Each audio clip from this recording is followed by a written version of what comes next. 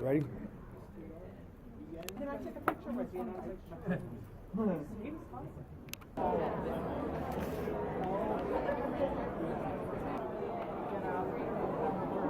Picture with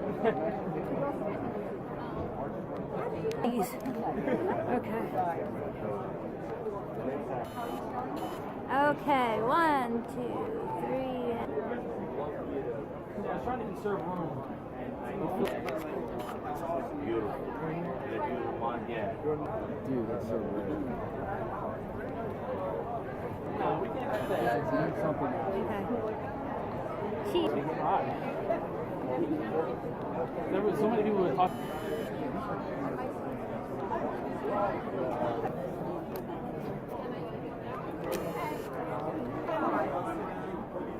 Okay. Can I make it to Chris level? Yeah. Chris is on level 12. Yeah. All right, ready?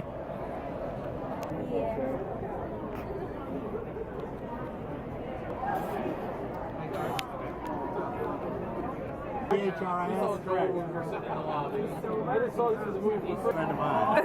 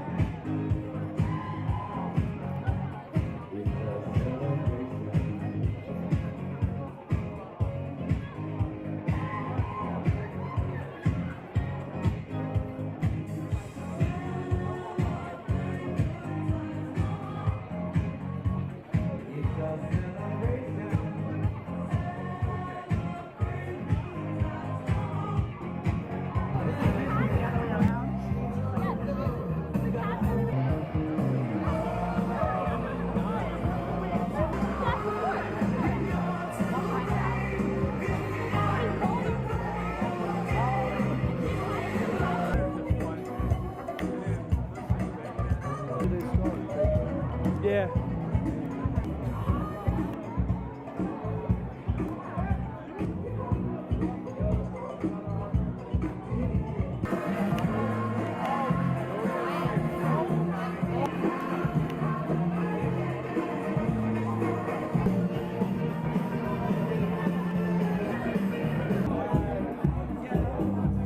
Dark shadows, chicks, dude. Peace.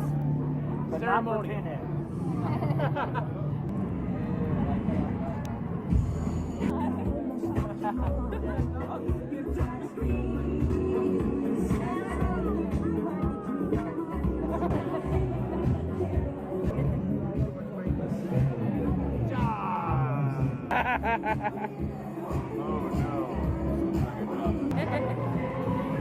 Okay.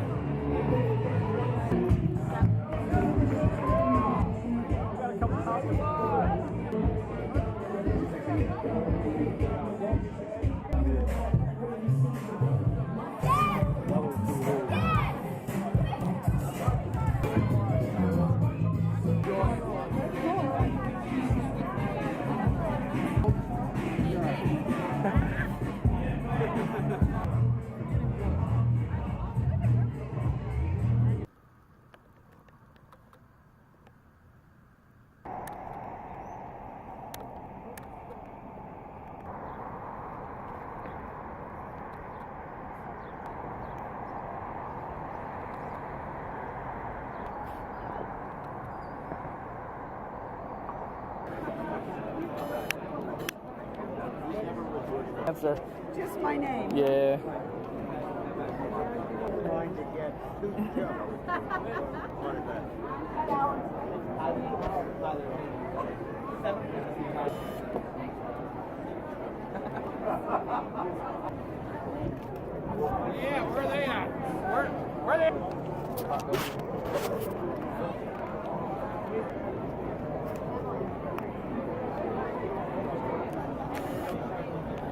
No more headroom. Okay.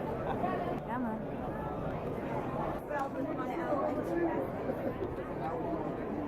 Hey man, how are you?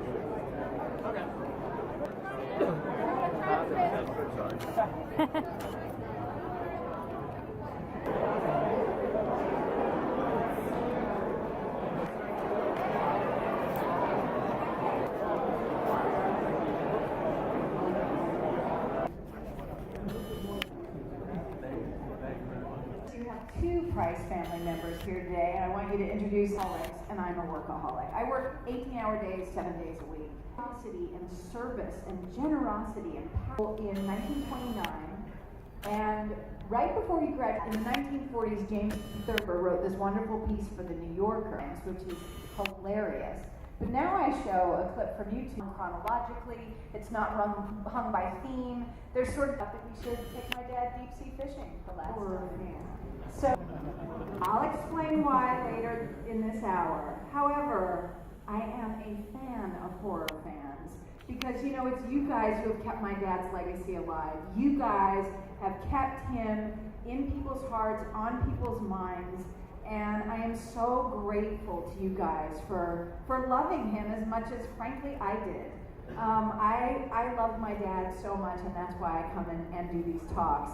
And I start with this picture because it kind of captures the dad I knew. This is us at an event at the Vincent Price Art Museum at East Los Angeles College. And if you guys ever get the opportunity to go there, it is unbelievably cool. And it really captures my dad. First of all, he always was wearing a rumpled shirt.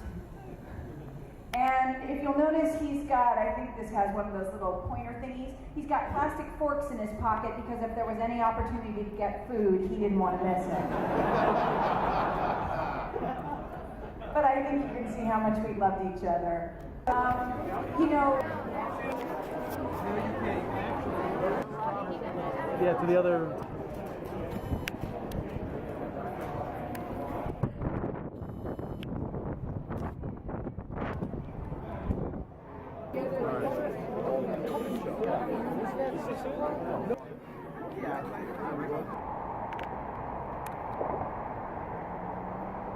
Yeah.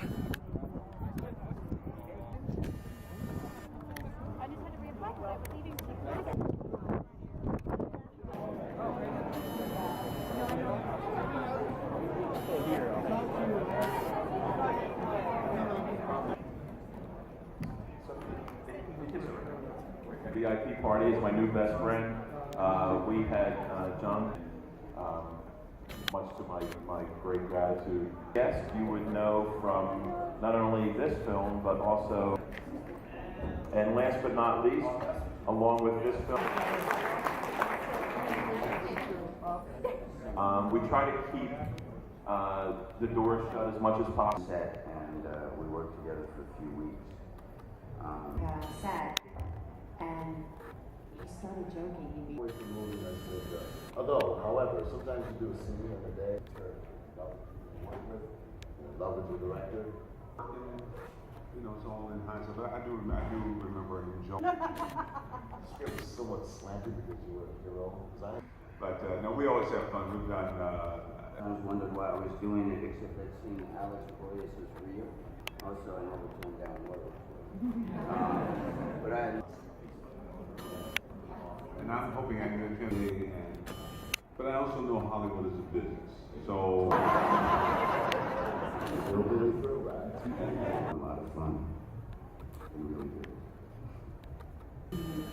To work with Alex, because I just heard so much about it. Don't believe it. Let me talk about this movie and talk about Brandon to slip into.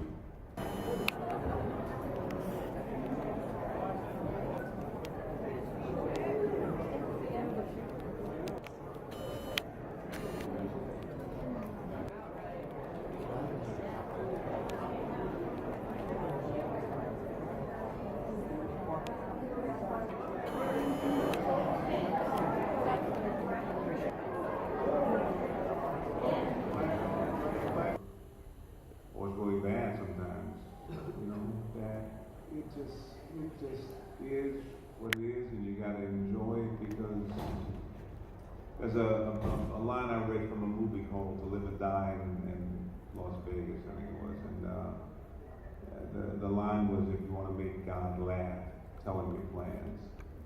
And I think since then I've sort of adopted that because you gotta enjoy being in Cherry Hill when you're Cherry Hill. You know what I mean? You meet the fans and you hug them and you sign an autograph and you really appreciate whatever. But you just gotta take the moment. And I think that has always sort of been a part of my life since this movie. I just know that you gotta enjoy it. You gotta love it, You want to sign a line from the movie, and I was like, God, I can't. All I remember is I hate that walking in the wind shit, So, and it's the only line I can think of. So I've done every version of that. It's like, don't walk in the wind, watch out for the wind, or something. So I need to go back to it because I know the character is kind of a wise ass, and no onions, So I need to go back, but I do remember that line. That's one I think of too. You know what you've done to my fucking sheet? Yes. I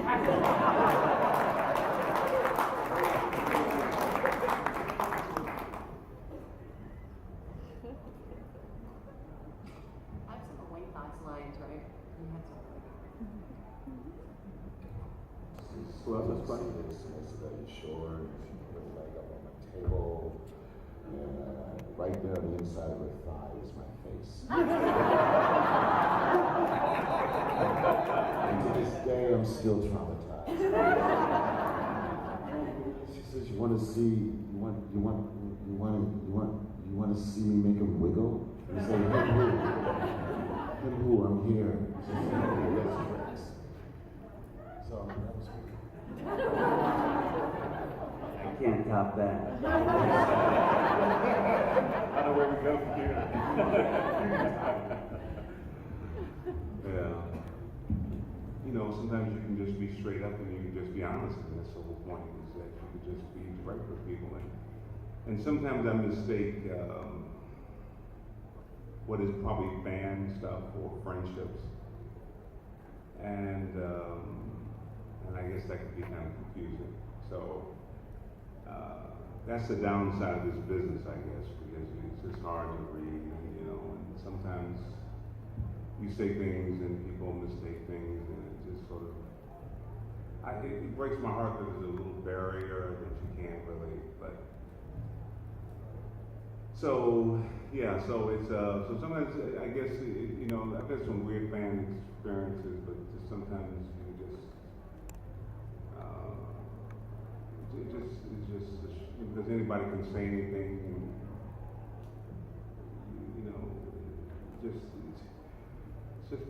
it's very hard for me, I think, to read people, and I think that's really kind of too bad.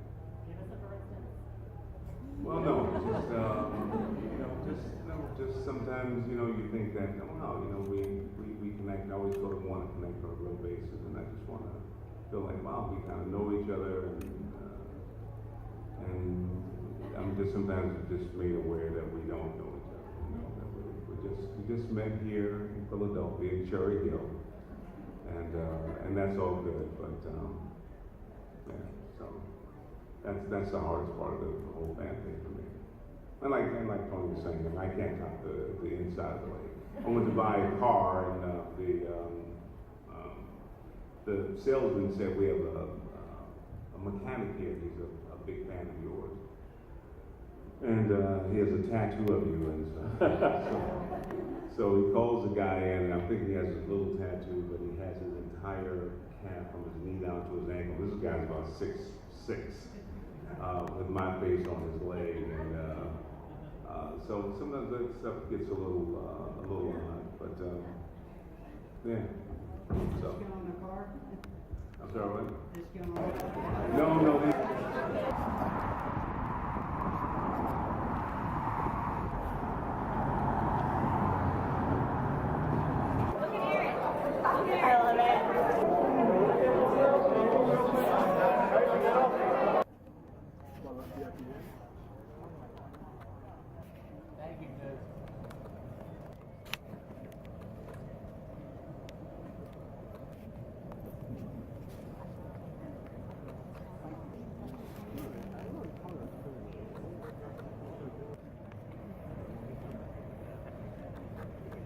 A big round of applause and much gratitude to Lisa and Louise Byrne.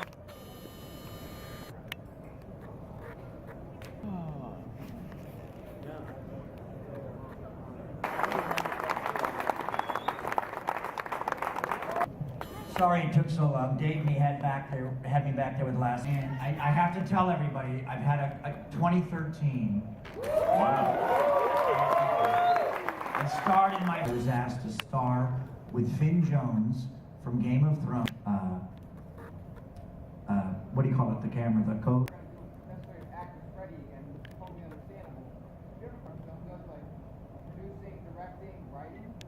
Well, the script is incredible. Actors do sequels, don't do remakes. Danny Glover and Mel Gibson are for Blu-ray, DVD, cable, and history. Good movies that don't... You guys have to understand something about V. I wanted to go to Italy, and then I did Nightmare on Elm Street and the series, and then I started reacting, and I go to the after party. Catherine, Dustin Hoffman. Yes. That's my table. Woo! And I went on to the power of fans was the Europeans. They were beyond that snob shit. I'm there, and I'm telling him all this, and he likes me. We're signing. Kruger's gone through the roof, and I go, what? And he goes, oh, this Freddy Krueger man. It's because I'm old. I have arthritis, and it exercises my hands. Guys, I need, and so I draw lunch. This phenomenal lunch, you guys. I mean, awesome. Food is incredible. So I'm out to lunch with like the guys that directed the movie. But no, and he was very rockabilly. And I've told this story a million times. He said, yeah, he goes, Robert, sir, my agent and from people that saw him at Juilliard. That is for actors. Do you guys remember the show? Maybe Phone Doppelgangers. And one by one, the crew starts getting killed, laying them on from Hamlet. And then I was talking to him later, just saying, Robert, he goes, they heard part of my performance. International franchise. We knew we'd done it on the original Nightmare. And you guys have to understand how to do this cowboy. When I was a little baby, when I saw that show.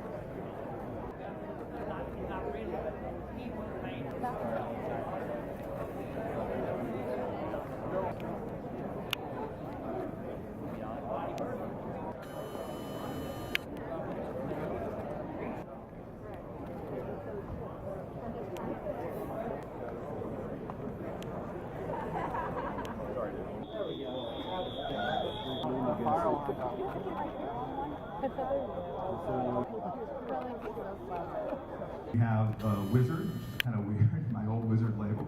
Some of those, we're putting those up slowly but surely. And then what excites me, he abducts them all, he cuts their heads off. People are going, what is he talking about? And then making them do weird stuff. So it's two dudes and a chick. Usually it's someone who wants to play a monster, and I'm sure a lot of guys out there are into that, right? A couple monster dudes. The hot, young, sort of GQ dude, like the good-looking hero, and of course the hot chick. Now, I decided tonight just to drop the dude, okay? So we're just gonna have the monster and the hot chick, okay? So a little later on, 20, 30 minutes up, is gonna be sort of how I finish this whole deal. And so anybody who wants to come up and play the monster, we're gonna do a little audition, it's a lot of fun. And you chicks come up, because there's like a gazillion hot chicks here, right? You're gonna come up because you've got what it takes, you said, right?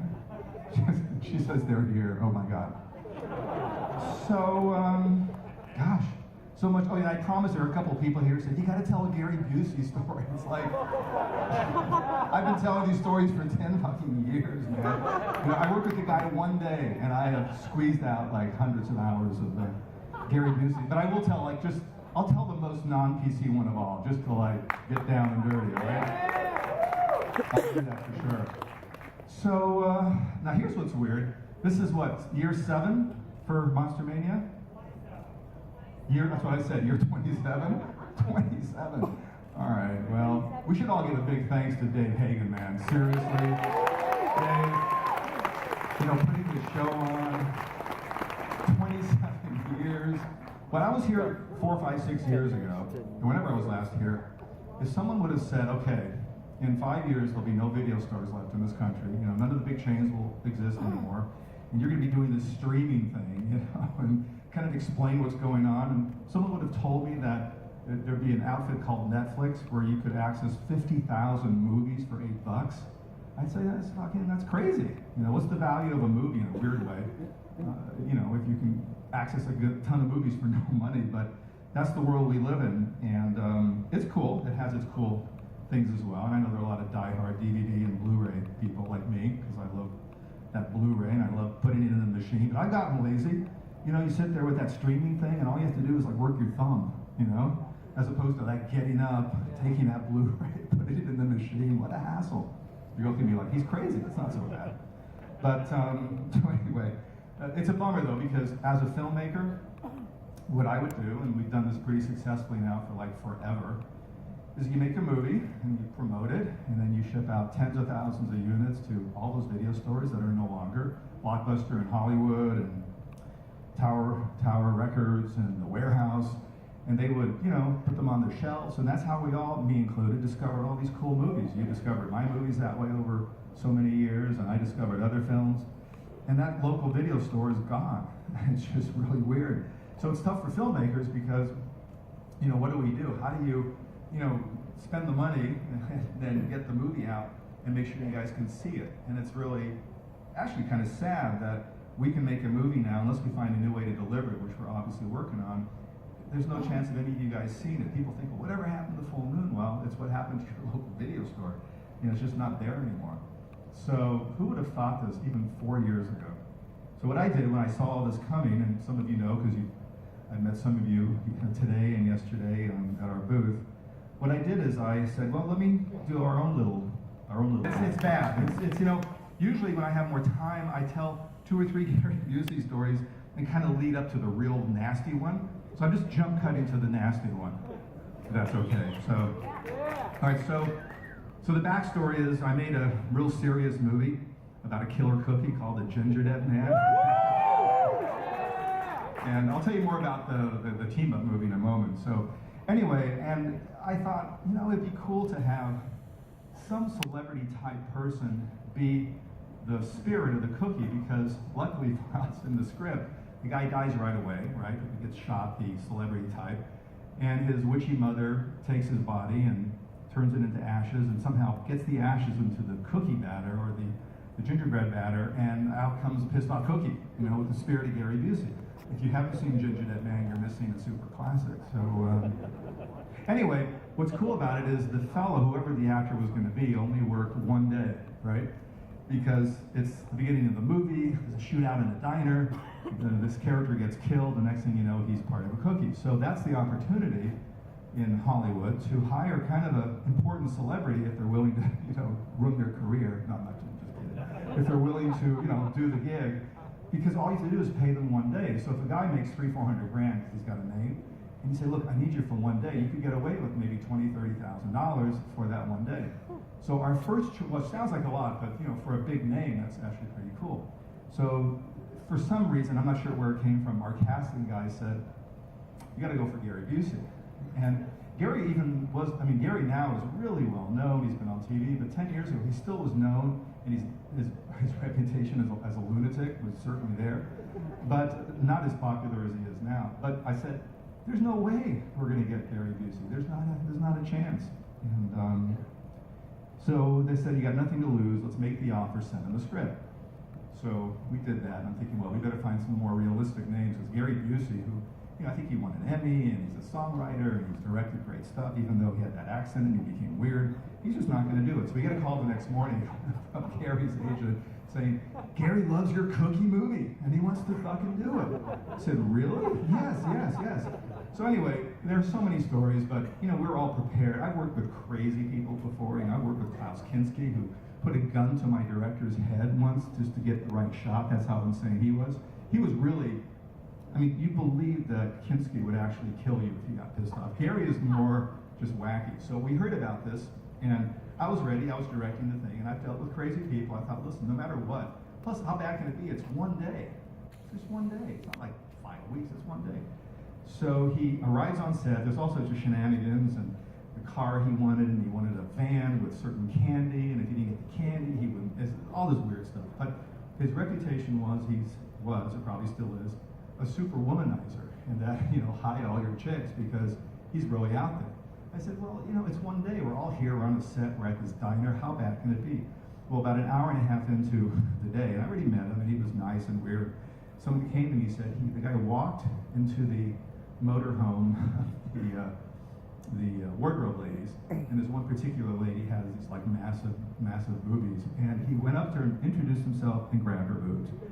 I know that's kind of bizarre, right? I said, hey, what are we going to do, Charlie? I said, what are you going to do? He's here one day, In the spirit of Gary Busey, is she okay? Yeah, she's kind of giggling. I said, fine, let's get through the day. So we had more events like this, but here's the real bad one, I kid you not. So it's around lunchtime, and we're breaking for lunch, or we just finished lunch, whatever it was time to get back on set.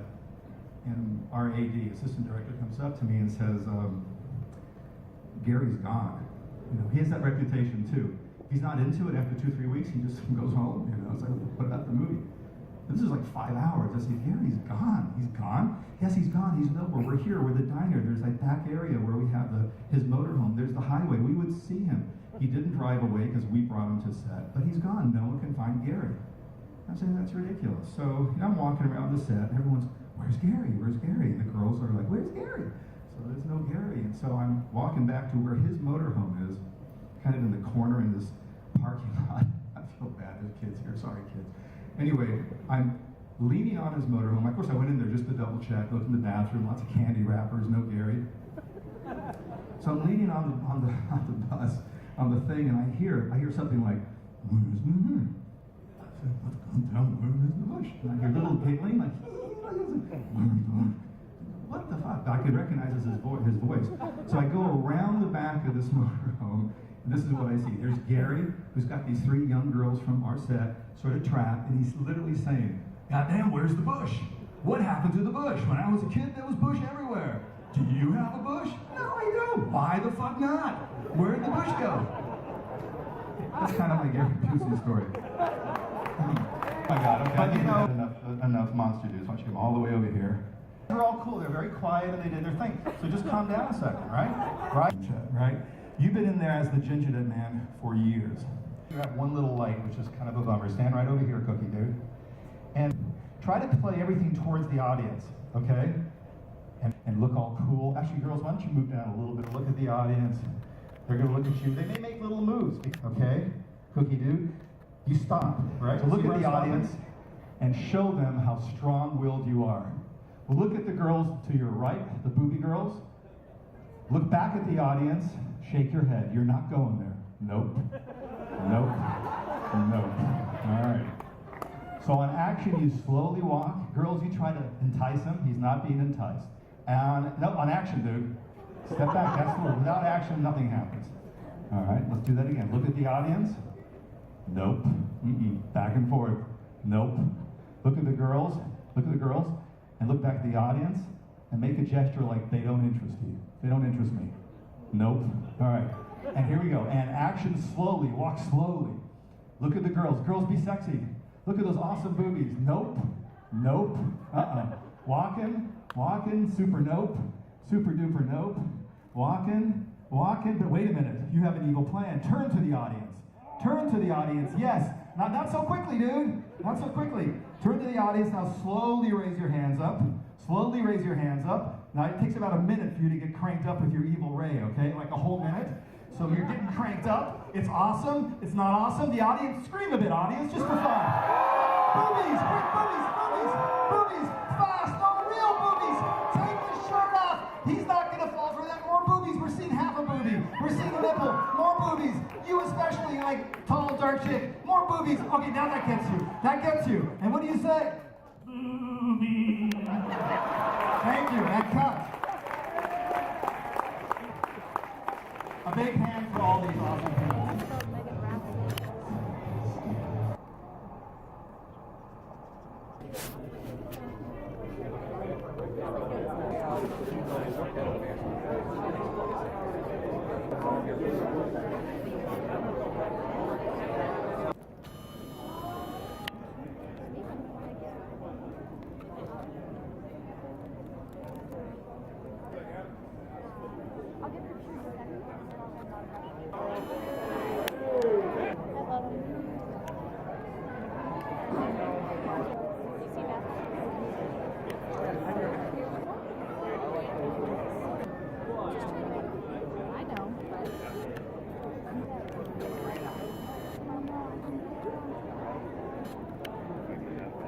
but still.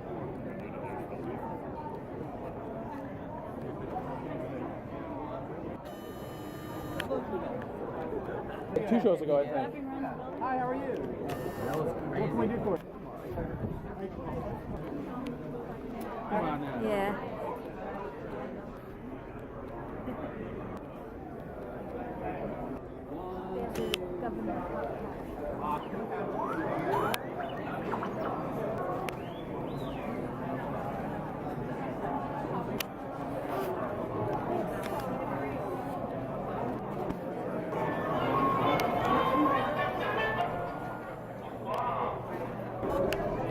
A charity auction each and every year.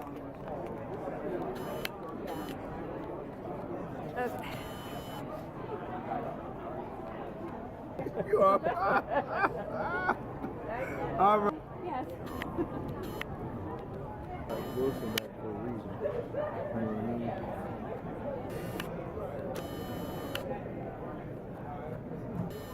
You're fine. Lindsay?